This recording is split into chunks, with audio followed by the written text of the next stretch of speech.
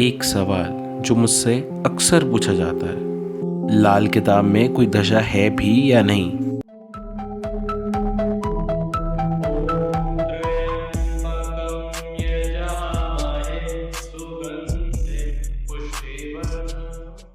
नमस्कार, आज हम जिस विषय के बारे में बात करने जा रहे हैं उस टॉपिक का नाम है लाल किताब की दशा। ये चीज़ मुझसे अक्सर पूछी जाती है कि हम अगर लाल किताब करते हैं तो लाल किताब में हम दशा कौन सी लें। क्या लाल किताब के पास कोई अपनी दशा भी है? अगर लाल किताब से हमें प्रेडिक्शंस करनी है, टाइमिंग ऑफ इवेंट प्रिडिक्ट करना है, तो हम कैसे करें? क्या हमारे पास सब कुछ ही वर्चुअल कुंडली है? लाल किताब के पास कोई अपनी दशा या कोई सिस्टम है? तो जी हाँ, लाल किताब के पास अपना एक दशा और सिस्टम बिल्कुल है। लाल किताब के अंदर भी महादशा, अंतरदशा, प्रियंतरदशा, सूक्ष्म दशा सब होती है। सबसे पहले हम बात करते हैं कि लाल किताब को 2 मिनट साइड रखकर दशा 2 प्रकार की होती है जनरली जो हम कुंडली में पाते हैं। एक होती है हमारे पास योगिनी दशा, एक होती है हमारे पास विषांतरी दशा। अब ये हमारी होती है वैदिक एस्ट्रोलॉजी के अकॉर्डिंग और ये हमारी होती है नक्षत्र के अकॉर्डिंग।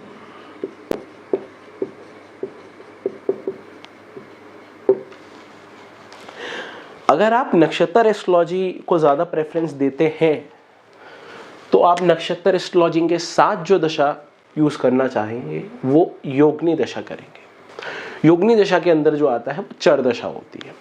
वैदिक एस्ट्रोलॉजी में हम विषांतरी दशा को महत्व देते हैं, लेकिन लाल किताब में हम ना ही विषांतरी दशा को इंपॉर्टेंस देंगे ना ही योगिनी दशा को इंपॉर्टेंस देंगे, क्योंकि हम ना ही नक्षत्र के अकॉर्डिंग कुंडली प्रेडिक्ट कर रहे हैं, ना ही वैदिक एस्ट्रोलॉजी की तरह कि हम राशि को ज़्यादा महत्व ना देते हुए, इसलिए हम राशि और वैदिक एस्ट्रोलॉजी की पत्ती और नक्षत्र की पत्ती से हम लाल किताब की दशा फाइंड आउट बिल्कुल नहीं करेंगे। तो लाल किताब की दशा फाइंड आउट कैसे करेंगे? तो एक चीज़ है जो कि आपने नाम तो ज़रूर सुना होगा, निकालते समय थोड़ी सी प्रॉब्लम, अगर सही ढंग से निकाल रहे हो तो प्रॉब्लम आई होगी, वो है 35 साला चक्र।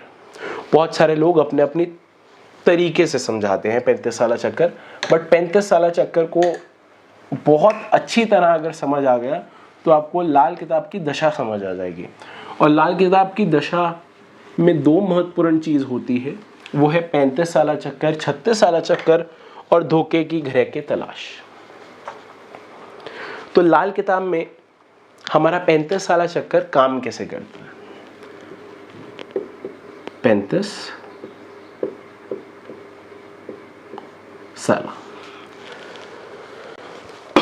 तो 35 साला निकालते कैसे? सबसे पहले 35 साला निकालने के लिए हमें हमारे जन्म समय का ग्रह चाहिए। उसके बाद ये कुंडली में कहाँ विराजमान है, जन्म समय का ग्रह कुंडली में कहाँ विराजमान है। और तीसरा, वो ग्रह वर्षफल में लगन पर कब आएगा। ये 3 पॉइंट से हम 35 साला चक्कर निकालते हैं। अब हम 35 साला चक्कर एक उदाहरण से समझते हैं। ये किसी व्यक्ति की जन्म कुंडली है, तो कुंडली में समझने से पहले हमें सबसे पहले कुछ और बातें जाननी है। जैसे हमने सबसे पहले बात की कि हमें चाहिए जन्म समय का ग्रह, हमें ये चाहिए।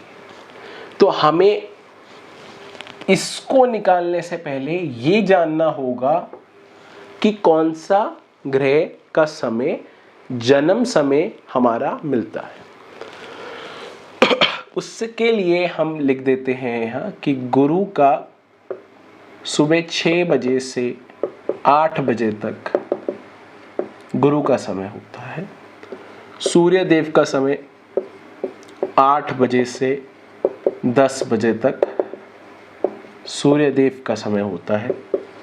चंद्रदेव का समय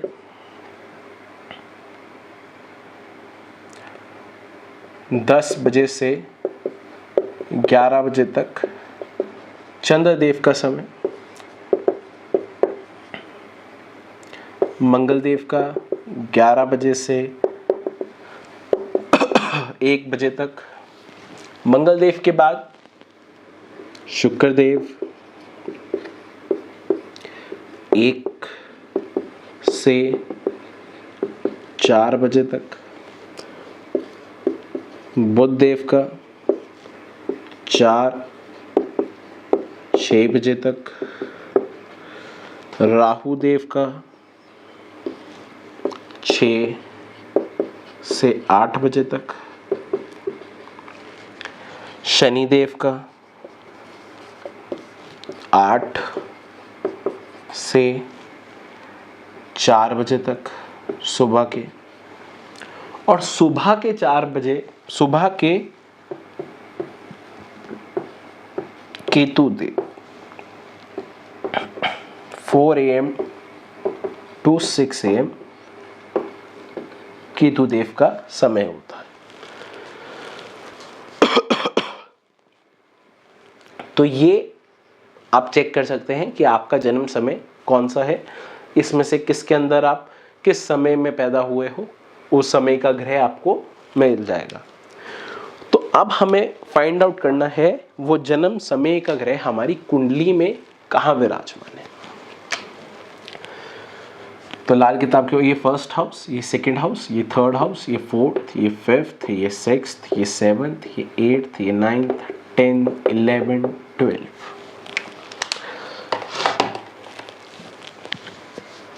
अब मान लीजिए कोई व्यक्ति रात के 9 बजे पैदा हुआ है, तो उसका जन्म समय का ग्रह जो होगा वो आ जाएगा शनि। 8 to 4 AM तक, 8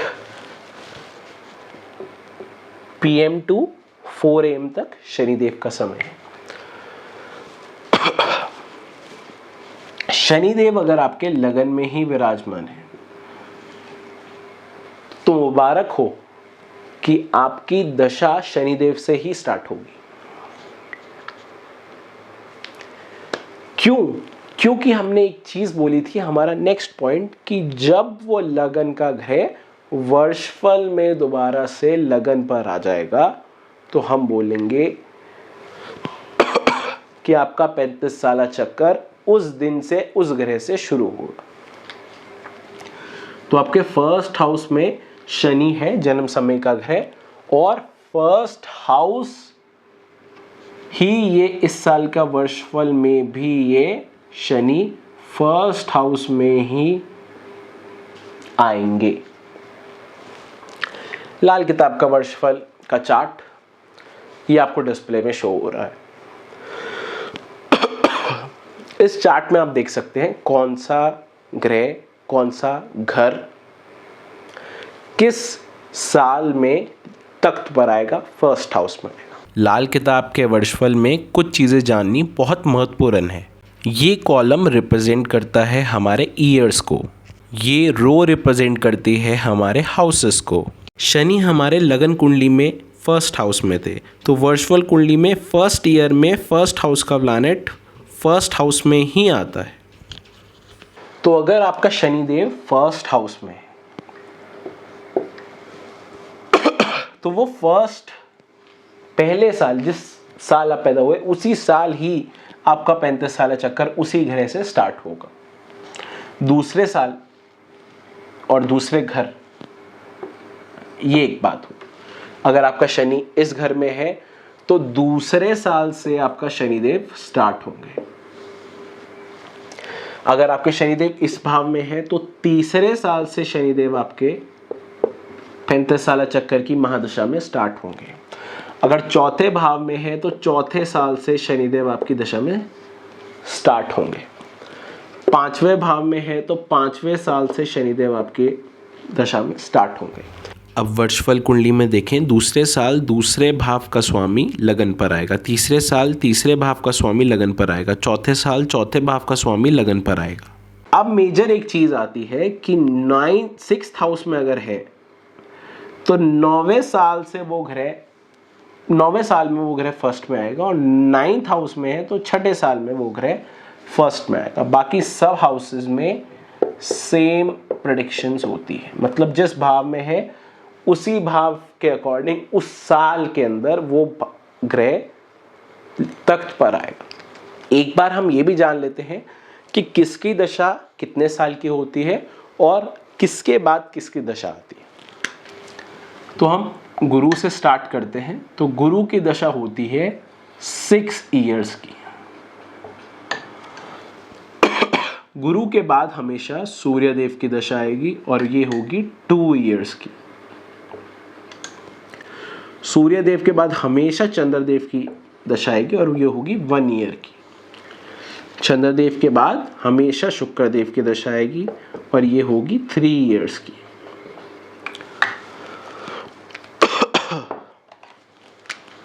शुक्रदेव के बाद हमेशा मंगलदेव की दशा आएगी और ये होगी 6 इयर्स की। मंगलदेव के बाद हमारे बुधदेव की दशा होती है और ये होगी हमारी 2 इयर्स की।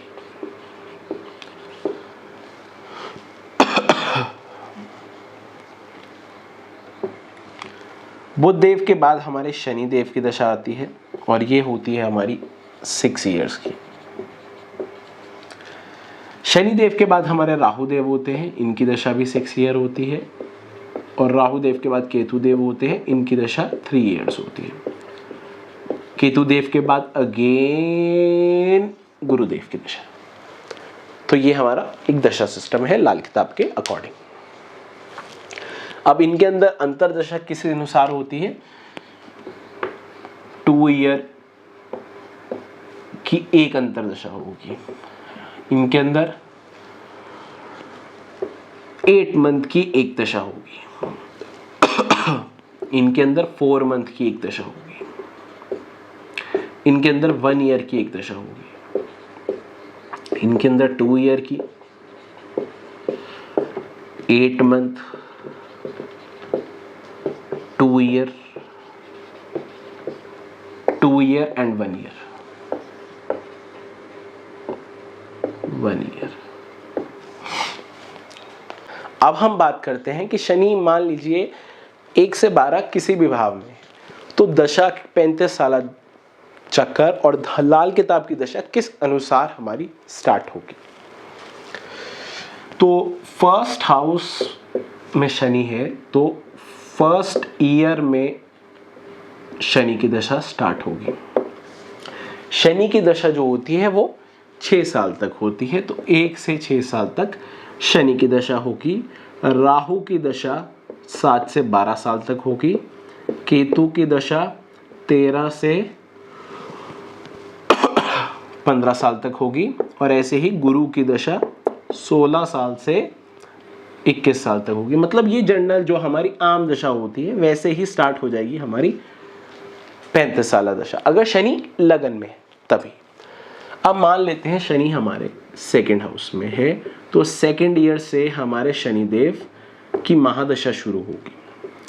शनिदेव की महादशा 2nd ईयर से शुरू हुई तो वो खत्म हो जाएगी हमारी 7वें साल।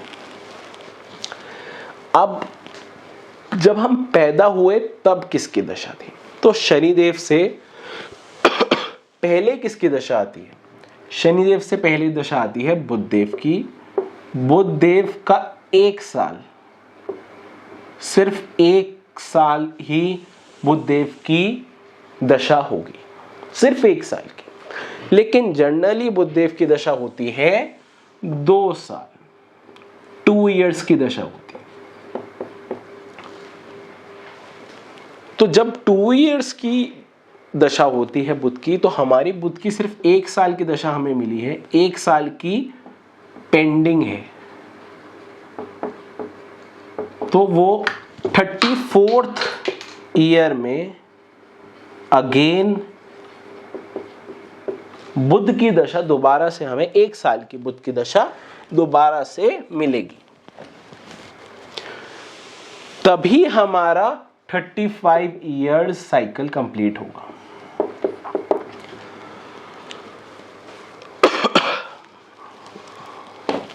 इसके बाद हम बात कर लेते हैं, अगर 3rd हाउस में शनिदेव है तो तीसरे साल में शनिदेव की महादशा शुरू होगी। शनिदेव 3 से 8 साल शनिदेव की दशा होगी, महादशा। शनिदेव से पहले किसकी दशा होती है? बुधदेव की। बुधदेव की फिर हो जाएगी 1 से 2 साल, और ये एग्जैक्ट हमारी दशा शुरू हो जाएगी बुधदेव की, शनिदेव की, फिर राहुदेव की आ जाएगी 9 से 9, 10, 11, 12, 13, 14, केतु की आ जाएगी 15, 16, 17, गुरु की आ जाएगी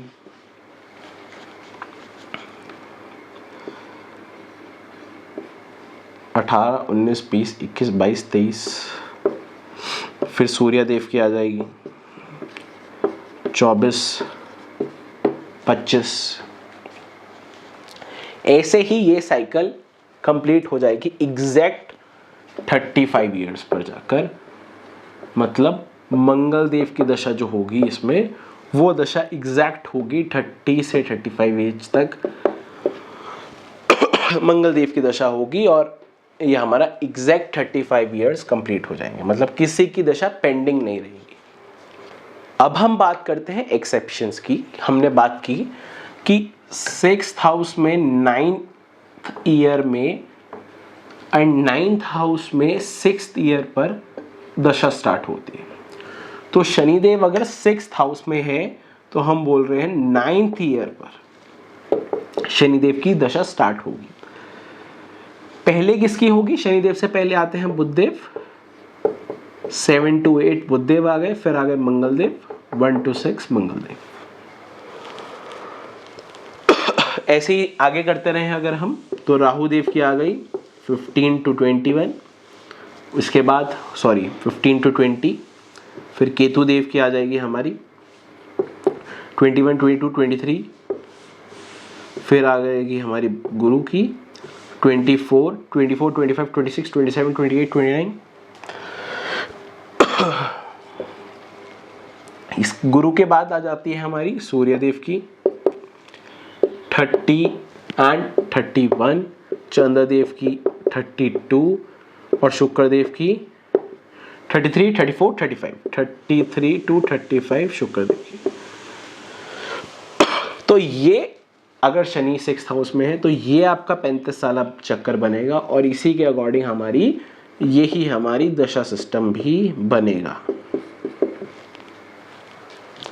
6th हाउस की बात 9th हाउस की बात कर लेते हैं। तो 6th ईयर में हमने बोला कि शनिदेव की दशा होगी। 6 to 11 शनिदेव की दशा आ गई, शनिदेव से पहले बुधदेव की आ गई, मतलब 4 to 5, फिर हमारी मंगल देव की आ जाएगी 1 to 3। तो मंगल देव के यहां 3 इयर्स पेंडिंग है, 3 इयर्स पेंडिंग है। अब ये 3 इयर्स हमें पता है कि 32 की एज के बाद 33, 34 एंड 35 की जो हमारी एज आएगी वो हमारी मंगल देव की पेंडिंग दशा हमें तब मिलेगी। ये एक जनरल चीज है, ये हमारी जनरल चीज है। ये है हमारा लाल किताब दशा सिस्टम। अब लाल किताब दशा सिस्टम में हमने बात करी कि इसमें हमारी अंतरदशा भी होती है, प्रियंतर दशा भी होती है, सूक्ष्म दशा भी होती है। बहुत इजी है वो फाइंड आउट करना। उसका एक मेथड तो मैं ये देना चाहता हूं, लिखने से अच्छा आपको ये स्क्रीन पर शो हो रहा होगा।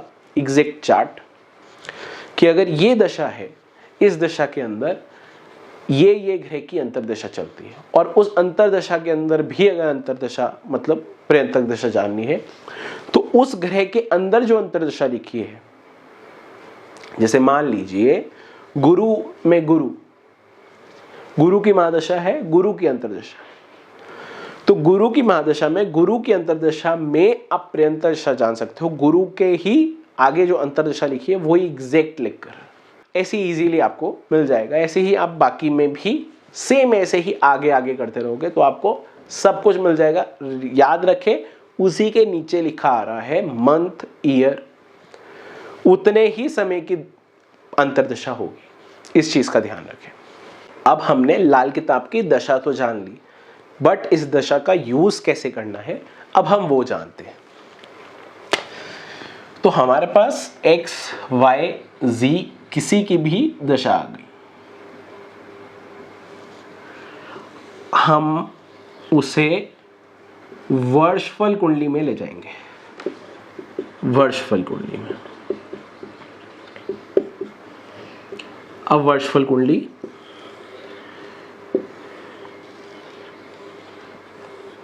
अब वर्षफल कुंडली जब भी देखें तो कुछ और चीजें भी साथ में देखें। 35 साला एक चीज, 36 साला सेकंड, और धोखा।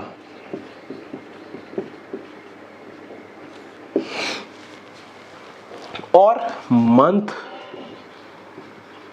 कुंडली,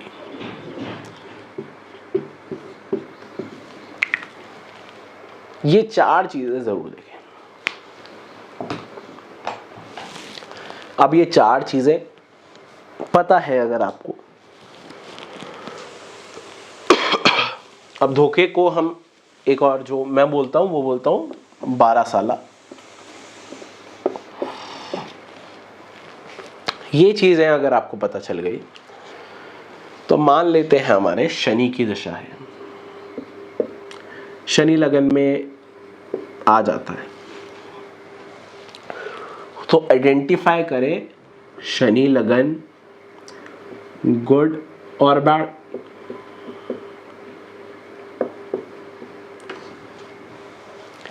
क्या 36 साला चक्कर में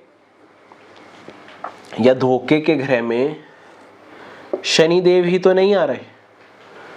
36 साला चक्कर में 10th हाउस 11th हाउस ही तो नहीं आ रहा है? क्या 36 साला चक्कर में 1st हाउस ही तो नहीं आ रहा है जिसमें शनिदेव इस समय है? अगर ये कंडीशन आ जाती है, 12 साला धोखे में शनिदेव आ जाए, 36 साला में 10 या 11 आ जाए, या 1st हाउस आ जाए, तो आपको शनिदेव जो है वो बैड रिजल्ट देंगे।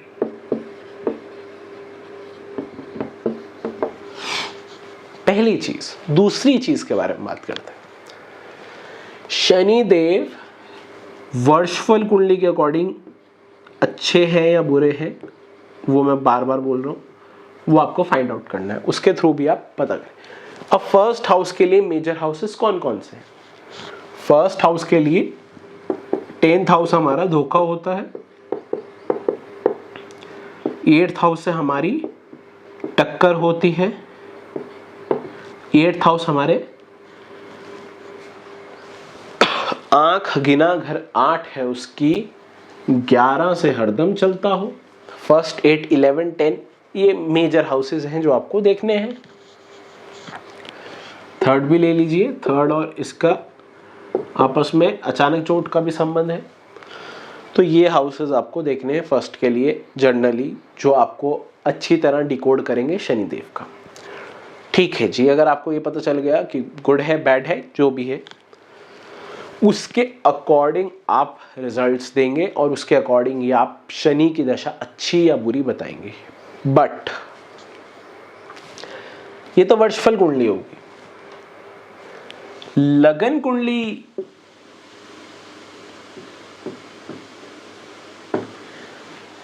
Is the game changer for every कुंडली।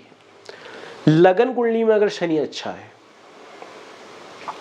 तो वर्षफल कुंडली का 50% रिजल्ट बैड को वो गुड कर देगा। अगर लगन कुंडली में भी शनिदेव बैड है तो वर्षफल में तो ये साल आपका अच्छा नहीं जाने वाला। बट अगर लगन में बैड है, वर्षफल में गुड है, तो शनिदेव आपको अगेन 50% रिजल्ट देंगे। बट अगर गलती से इसी समय बैड और गुड के समय धोखा हो जाता है और धोखा अच्छा हो जाता है, लाल किताब में एक बड़ा अच्छा कॉन्सेप्ट है अच्छा धोखा और बुरा धोखा। अच्छा धोखा हो जाता है तो इसी समय आपको शनिदेव का गुड रिजल्ट भी मिल जाएगा, अच्छी चीजें भी मिल जाएगी। इसी के साथ साथ जब लाल किताब के हम इतनी चीजें जाननी बहुत जरूरी है और कुछ और चीजें भी जाननी बहुत जरूरी है, उसके बाद हम एक लाल किताब की योग होते हैं। बहुत चीजें हैं लाल किताब में जो बहुत बाद में इंट्रोड्यूस कराई जाती हैं, लेकिन बहुत अच्छी और सटीक यूज की जाती है। जानते हैं कैसे? अगर आपको लाल किताब 35 साल 36 साल और वर्षफल अच्छी तरह देखने आते हैं तो लाल किताब के थ्रू एक मोटा मोटा अंदाजा आप शादी, घर, मकान इन सब का लगा सकते हो। लाल किताब में एक हिंट दिया गया है कि शादी 7th हाउस शनि दशा, शनि की दशा हो या फिर 7th हाउस में जो प्लैनेट है उसकी दशा हो,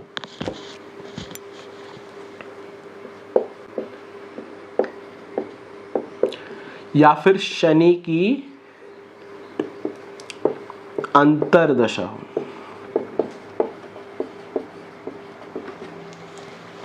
ये पहला पॉइंट है। सेकंड पॉइंट पे आते हैं। उस समय अगर ये और ये एम्प्टी हो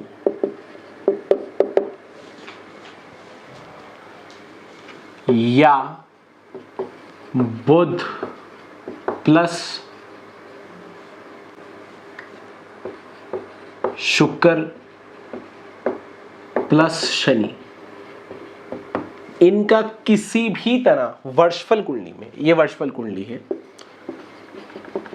वर्षफल कुंडली में कोई भी योग बन जाए। कैसे? मान लीजिए शनिदेव इस भाव में है और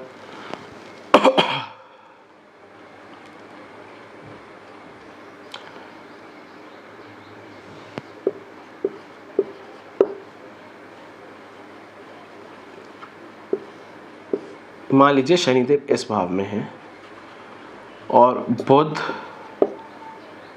शुक्र और बुध और शुक्र, अगर ये कंडीशन आ जाती है वर्षफल में 3 and 11 एम्प्टी बुध शुक्र शनि का योग बन गया एंड ये कहीं ना कहीं हमें मिल जाए तो हम बोलते हैं शादी का योग है। शादी का योग है। इसमें अगर और डीप जाना है, ये आपको वर्षफल है तो ये आपको ईयर की बात कर रहा है, लेकिन शादी तो एक दिन होती है। तो लाल किताब में ईयर तो एक मोटी मोटी बात हो गई। ईयर में आप मंथ में जाएं। पहले कैसे जाओगे? सूर्य जिस भी भाव में हो उस भाव से पूरी कुंडली रोटेट कर दीजिए, आपके महीना कुंडली आ गई। उस महीना कुंडली को जब हम अगेन रोटेट कर देंगे तो हमारे पास डे कुंडली आ जाएगी। इसी तौर पर हम योग्स पढ़ सकते हैं लाल किताब के। लाल किताब के बहुत सारे योग हैं, लेकिन वो योग को समझने के लिए लाल किताब के फंडामेंटल्स क्लियर होने बहुत जरूरी है। 2 मिनट आपके सामने हम कुछ योग पढ़ देते हैं कि आपको थोड़ा सा लाल किताब के कुछ योग पता चल सके। कुछ योग पढ़ देते हैं लाल किताब के कि आपको उससे आसानी हो। योग शादी। पहले दूसरे 10 से 12 बुध शुक्र जब बैठे हो, शनि मदद दे 1 या 10 से साल शादी का होता हो। बुध शुक्र घर 7 में बैठे, शत्रु 3 न 11 हो, कुंडली जन्म घर वापस आते वक्त शादी का होता हो। बुध नाली से जब 2 मिलते, शनि मदद भी देता हो, रद्दी कोई न 2 जो इकट्ठे, योग शादी का होता हो। ये बहुत सारे योग हमें दिए गए हैं और इस योग में एग्जैक्ट फाइंड आउट करना इजी है। बहुत सारे लोगों की एग्जैक्ट शादी इन्हीं योगों के थ्रू मैंने बताई है और बहुत सारे लोगों की इजीली प्रेडिक्शंस आप भी कर सकते हैं, लेकिन इसके लिए डायरेक्टली नहीं मिलता कुछ। बहुत सारी रिसर्च है, बहुत सारी खोज है जो आपको करनी होगी पहले, तब आपको पता चलेगा कि नहीं इस साल तो इस व्यक्ति की शादी हो ही नहीं सकती, या इस व्यक्ति की शादी का योग इस साल है भी, इस व्यक्ति की जन्म कुंडली में शादी हो भी सकती है या नहीं। कुछ चीजें हैं जो जान लेनी पहले बहुत जरूरी है, कुछ चीजें हैं जो कि हमें बाद में फाइंड आउट करनी पड़ती है। और लाल किताब प्योरली कैलकुलेशन बेस्ड है, मतलब लाल किताब में आप बिना कैलकुलेटर और पेन कॉपी के लाल किताब नहीं पढ़ सकते। बहुत सारी कैलकुलेशंस लाल किताब में है, दिमाग में कर लें बहुत अच्छी बात है, लेकिन नहीं होती है जो जर्नली चीज़ है, क्योंकि लाल किताब के इतने अच्छे सॉफ्टवेयर नहीं है। 35 साला चक्कर का अभी तक कोई सॉफ्टवेयर नहीं है। 35 साल के बाद उसके अंदर जो दशा बताएगा उसका सॉफ्टवेयर अभी तक कोई नहीं है। दूसरी चीज़ जो हमारी वर्षफल कुंडली होती है और लगन कुंडली होती है, उसके अंदर वो क्या योग है और कौन सी दृष्टि किस पर जा रही है, कैसे जा रही है, कैसा इम्पैक्ट है, वो आपको खुद निकालने होंगे। कौन सा ग्रह अच्छा है, कौन सा ग्रह बुरा है, वो आपको खुद निकालने होंगे। बुध का भेद आपको खुद निकालना होगा। जन्म समय का ग्रह आपको खुद निकालना होगा। कौन सा ग्रह फल का है, कौन सा राशि फल का है, ये आपको खुद निकालना होगा, क्योंकि जो किताब में दिए गए हैं ग्रहफल और राशिफल वो बदलते रहते हैं, ये याद रखें। बदलते कैसे रहते हैं? अगर कोई ग्रह उसके साथ बिन मुकाबिल का आकर बैठ जाए तो धोखे का फायदा उठाकर उस ग्रह का उपाय किया जा सकता है। तो ये नहीं पता, बहुत सारी चीजें और हैं। तो कुछ चीजें जानकर अच्छी तरह पढ़कर, ग्रामर मेजर चीजें, फिर आप योग दृष्टि और योग लाल किताब योग पर है। इसमें संतान का योग, बच्चे का योग, शादी का योग। अब शादी का योग सिर्फ यही चीज नहीं है, लाल किताब सिर्फ कुंडली से ही नहीं है, लाल किताब पामिस्ट्री से भी है।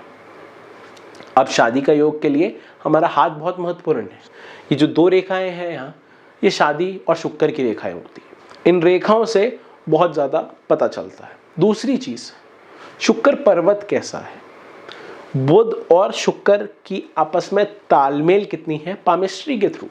कुंडली छोड़ दें, सीखना है तो सब कुछ सीखें, आधा अधूरा ज्ञान बर्बादी का कारण बनता है। तो आशा करते हैं आपको आज की वीडियो अच्छी लगी होगी। मिलते हैं किसी नई वीडियो में किसी नए टॉपिक के साथ। तब तक के लिए मैं अपनी वाणी को यहीं विराम देता हूं। धन्यवाद।